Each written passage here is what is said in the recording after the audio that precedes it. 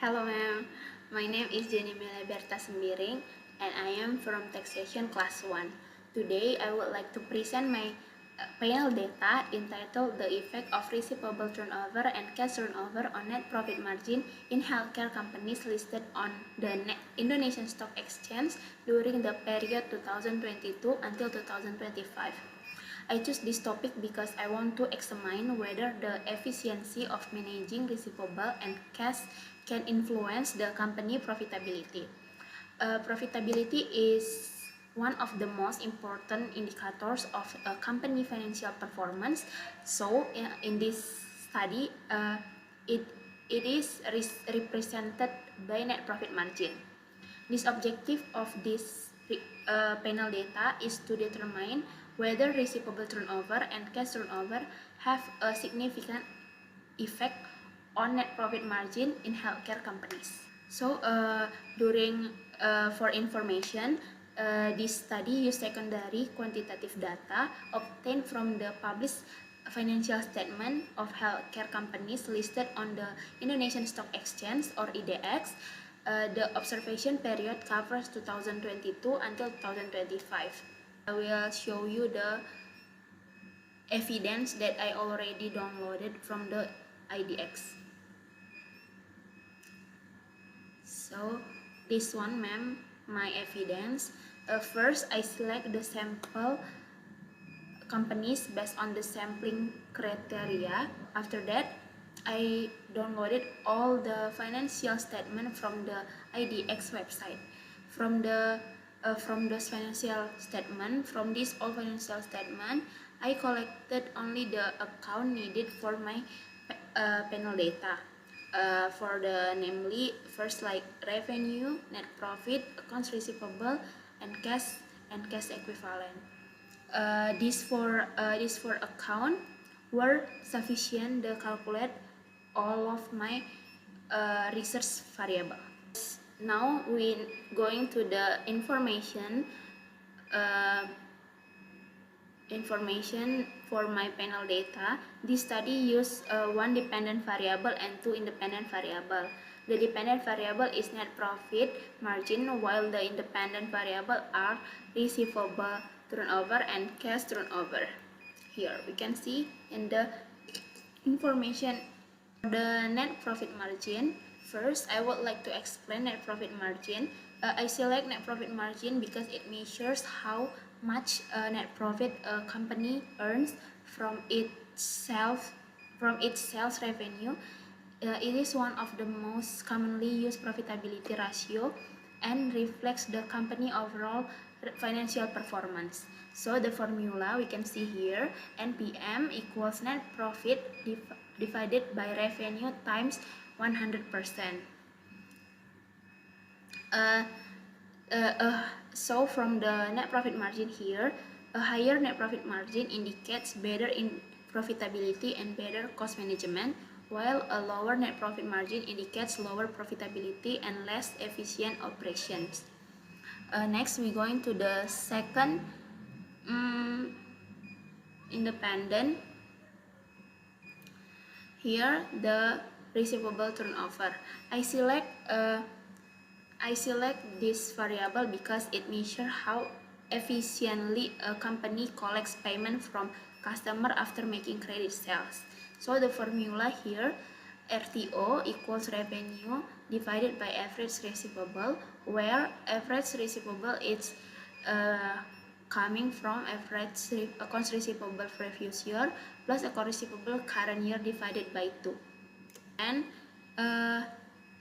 in this variable, a higher receivable turnover indicates that the company collects receivable more efficiently, resulting in better cash flow and lower credit risk.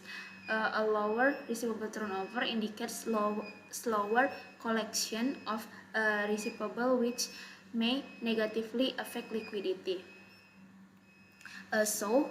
In this variable, show how efficiently the company manages and collect its variable.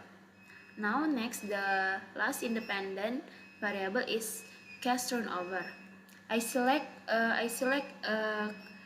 this variable because cash is one of the most important current asset used to support the company daily operation. Cash turnover measures how efficiently the company uses its cash to generate revenue. So for the formula, it's same like the receivable turnover, CTO equals revenue divided by average cash, where average cash is come from cash previous year plus cash current year divided by 2. So in this variable, a higher cash turnover indicates efficient cash management, while a lower cash turnover suggests that cash resources are not being utilized effectively. Therefore, this variable reflects efficiently the company utilizes its cash resources. So this is the calculation sheet. This worksheet shows how I process the financial data. First, I entered all the raw financial data collected from the annual report into Excel. Next, I calculate average receivable and average cash in here and here. After obtaining those values, I calculate net profit margin, receivable turnover, and cash turnover in here, here, and here. Finally, I check all formula to ensure that calculations were accurate. We can see that the 10 company that I already choose from the healthcare industry, this one. So after completing all calculation in here, I transfer the financial result into the panel data sheet, all the results sheet. This sheet contain company name here, year, and the variable net profit margin, cash turnover, and receivable turnover. Because the data set combines observation from multiple companies over multiple years, it is called a panel data. So, based on the panel data here, I observed that healthcare companies show different financial performance during the period from 2022 until 2025. Some companies experience increasing net profit margin, while others show decreasing or fluctuating profitability. Similarly, receivable turnover and cash turnover also varied across company and years. At this stage, I am only presenting the overall trend of the data without interpreting the reason behind these changes.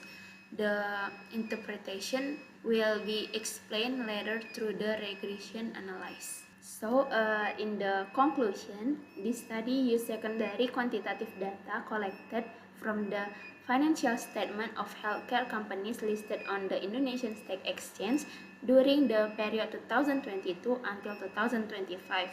This study used net profit margin as the dependent variable and receivable turnover and cash turnover as the independent variable. After collecting all the financial data, I calculate each variable in Microsoft Excel, organize the result into the panel data, and prepare the dataset multiply linear regression analysis. Thank you very much, ma'am, for your attention, and see you.